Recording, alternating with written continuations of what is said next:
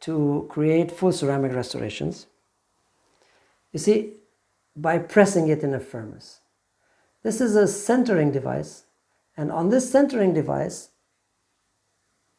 you will place the silicone ring, and inside of it you will need to have your wax patterns. And there, of course, you put investment material. It's like investing for metal casting. Just like here, you press, you don't cast. That's the top, because you need to know exactly the height of the ring and of the investment material. Otherwise, it will not fit in the furnace. And what you see on the background there is the furnace, the press ceramic furnace.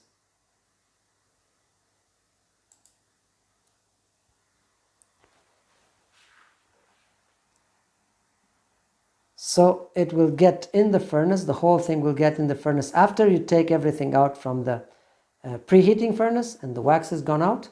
And then inside of the investment material, you will press the ceramic. So how do we invest? This is as you see, the center device and with a pin and the patterns. And this is what gives the height in the end. So what the technician is doing here is applying the debabilizer, to degrease the surface and to make sure that the investment material will flow nicely on the wax patterns.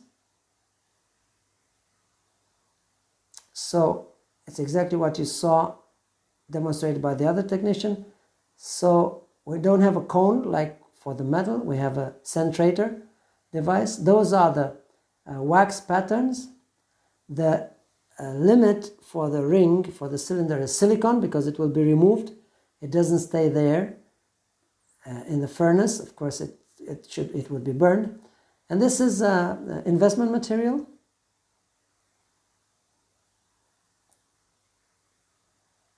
The same we used for in the movie for investing metal.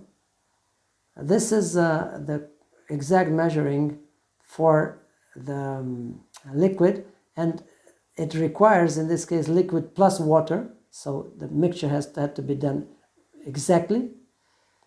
You mix it now, manual mixing, and then of course vacuum mix it, as we all imagine. So what we're doing now, we're actually investing, but different from the metal, but we're investing patterns for pressing ceramic. See? So it's wax pattern and then you cast metal, or wax pattern and then you press ceramic. Why don't you cast ceramic? Because ceramic is very light and centrifuge force will not push it in your investment material, in the space inside the investment material. So now we pour the investment material. The best is like here, without vibration, from a very high altitude, in order to make all air bubbles, if there are there left, go out. You see, very thin layer of investment material, and then slowly you see it gets into the crowns and makes all air from inside the crown come out.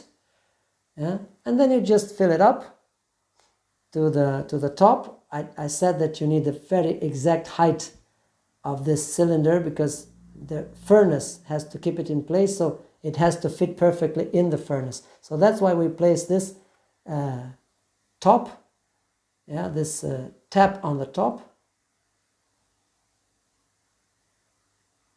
So we'll remove that investment that is left over there.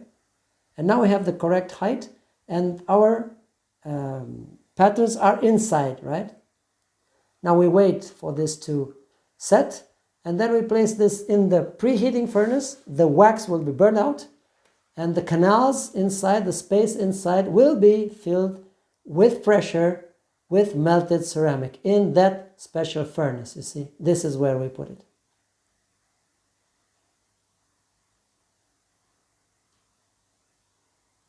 So you put the ingot of ceramic and the piston that will press it. And then, of course, where the centrator has been placed, we'll place the piston. We press it. When we have pressed it, what do? We remove the investment material, and there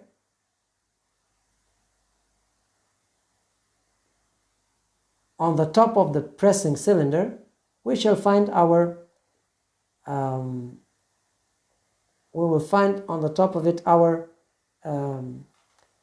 pressed ceramic elements, right? We'll find it on this pressing cone, and we will have to sandblast it a little bit, cut it attentively, and then we will have our restorations. So here it was a centering cone, and now when we remove the investment material, we will find this on the pressure cylinder, right? And the ingot actually went into the elements that we wanted to create, to get. You sandblast it nicely, you remove it, click, from the piston, and those are the ceramic elements that you wanted to have by pressing into the furnace, or press ceramic furnace. The press ceramic furnace that is able, some furnaces are able also to do the burnout of the wax. So you don't need a special burnout furnace, but that's a detail. So this is how it goes. That's why you need a special height, and it's together, you imagine, with a piston that is placed there, with a cylinder. It goes in, and then the ceramic is melted, and when everything is ready, the furnace is pressing the ceramic in.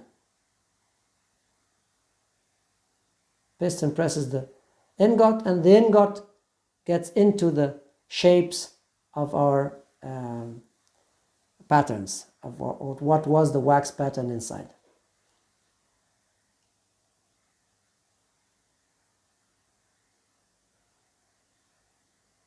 It seems easy, but it's not that easy.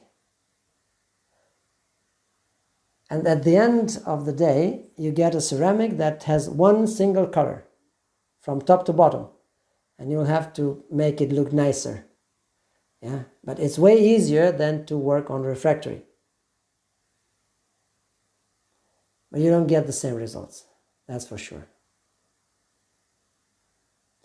The timings and what the temperature and this varies from ceramic to ceramic, so I cannot give you specific times. It depends from ceramic type to ceramic type. You can press glass ceramic, you can press disilicate ceramic, so feldspathic. There are many variables here. So I just told shortly how pressed ceramic is done.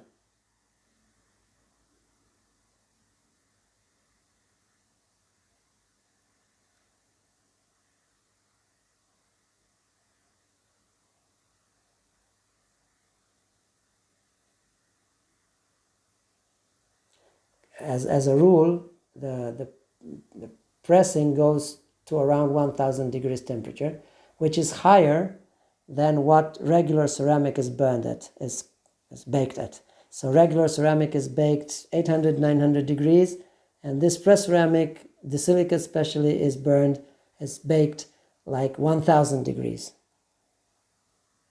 But this is to be studied in the 3rd grade.